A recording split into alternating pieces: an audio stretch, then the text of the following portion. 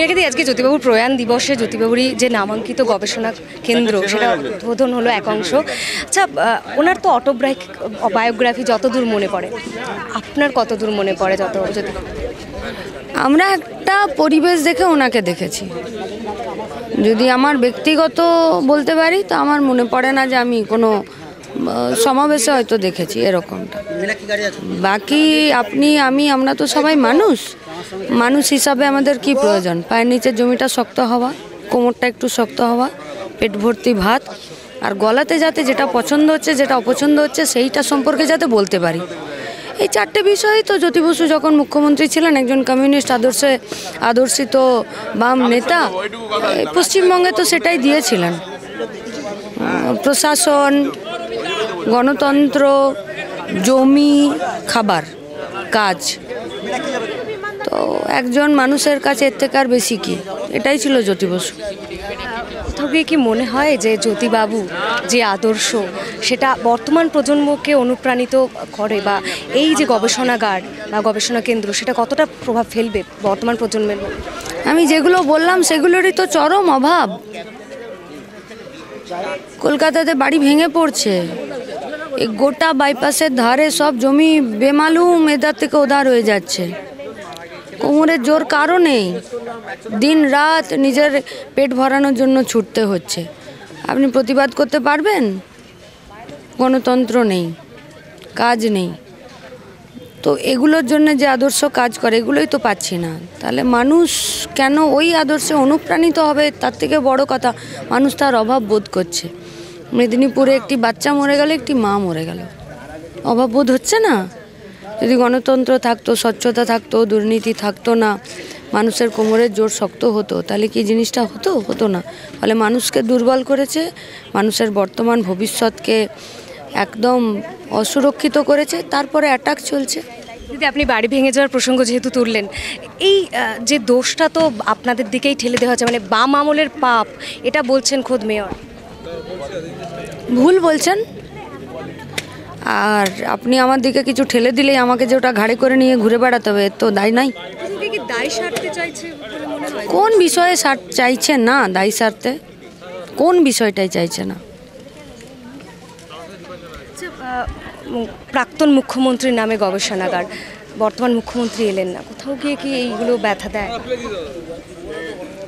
তো বললাম যে একটি মানুষ হচ্ছে সে কোন আদর্শে, হলো তো কে কোন মানুষ, তার আচার, তার ব্যবহার, তার কাজ, তার প্রশাসন পরিচালনা, সবটা তার আদর্শকে, সবটা তার বৈশিষ্ট্যকে প্রতিফলিত করে। ফলে বৈশিষ্ট্য মানুষ চোখে দেখছে।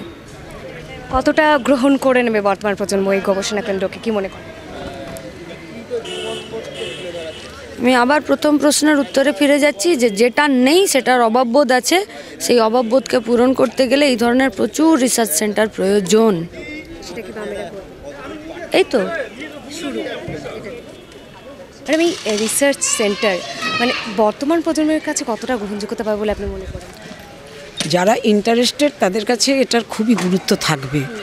কারণ এখানটায় যদি কেউ মনে করে থাকে যে এখানে শুধুমাত্র যারা সিপিএম করে, কমিউনিস্ট পার্টি করে তাদের ব্যাপার, জ্যোতি বসুর ব্যাপার, সেরকম নয়। এটা একটা মুক্ত চিন্তার জন্য আলোচনার তার সবটা কিছু এখানটাতে পাবে। এটা তো সবে শুরু হয়েছে, এটা অনেক বড় হবে, অনেক চিন্তা ভাবনা আছে এটাকে কেন্দ্র করে একেবারে মডার্ন একটা গবেষণাগার করা যায় যাতে সেই সমস্ত বিষয় নিয়ে। এটা আজকে মানে সমাজ চিন্তা যারা করে তাদের কাছে এটা একটা অত্যন্ত গুরুত্বপূর্ণ হবে বলেই মনে হয়। জ্যোতি বসু, তার কর্মকাণ্ড, তার মার্ক্সীয় দর্শন, চিন্তাধারা, সমাজ সম্পর্কে তার চিন্তা, কিভাবে আমাদের দারিদ্রতার মধ্যে সেখান থেকে তাদেরকে তোলা যায়, কিভাবে তার সেই সমস্ত পরিকল্পনা মার্ক্সীয় দৃষ্টিভঙ্গিতে তিনি যেভাবে ব্যাখ্যা করেছেন এবং করার চেষ্টা করেছেন, সেই সব কিছু ঘুমিয়ে থাকবে এখানে। কাজে যারা সেগুলোকে জাগাতে চাইবে, যারা ইন্টারেস্টেড, তাদের কাছে এটা অত্যন্ত গুরুত্বপূর্ণ বিষয়ই হবে এবং এর কলেবর বড় হবে। এর যে শুধু জ্যোতি বসুতে সীমাবদ্ধ থাকবে না, এখানটা আরও বড় একটা সেন্টার তৈরি হয়ে যাবে এই আলোচনার ক্ষেত্রে। মূলত সমাজবিজ্ঞান এবং তাকে কেন্দ্র করে আজকের পৃথিবী, সেটাকে বাদ দিয়ে তো কিছুই হবে না। কাজে সেই জায়গাটাতে দাঁড়িয়ে যারা কাজ করতে চায়, যারা সত্যিকারের ভাবনা চিন্তা করতে চায়, তাদের কাছে বহুত রসদ পাবে তারা এখানে। প্রাক্তন মুখ্যমন্ত্রীর নামাঙ্কিত একটা গবেষণাগার, বর্তমান মুখ্যমন্ত্রী এলেন না, কোথাও গিয়ে কি এটা ব্যথা দেয়? এটা কি বলবো, এটা তো সৌজন্যবোধের বিষয়, ব্যাখ্যার কিছু নেই। এটা সৌজন্যবোধের বিষয়। কারণ উনি যদি মনে করে থাকেন যে এটা তো একটা সিপিএমের প্রোগ্রাম, আমি যাব না, এটা সিপিএমের প্রোগ্রাম ছিল না, এটা সম্পূর্ণভাবেই একটা আলাদা কমিটি, আলাদাভাবে সাধারণ মানুষের জন্য এটাকে করা হয়েছে। এবং উনি বর্তমানে মুখ্যমন্ত্রী, একজন প্রাক্তন মুখ্যমন্ত্রী জ্যোতি বসু। শুধুমাত্র তাই নয়, জ্যোতি বসু সারা দেশে একটা অত্যন্ত নন্দিত নাম জ্যোতি বসু রাজনৈতিক ক্ষেত্রে, সেখানটাতে যাদের রাজনৈতিক শ্রদ্ধা থাকে মানুষের প্রতি, সেই ক্ষেত্রে এটা একটা সাধারণ সৌজন্যবোধ। সেই সৌজন্যতা উনি দেখালেন না, এটাই সবাই বুঝবে। এবং এই বোঝাতে ওর দলের লোক কিছু উৎসাহিত হবে, তাদের মধ্যে কিছু হয়তো ভাববে যে গেলে ভালো হতো। আমাদের এই নিয়ে ভাবনা চিন্তার কিছু নেই, আমাদের মনে হয়েছিল উনি আসতেন ভালো হতো।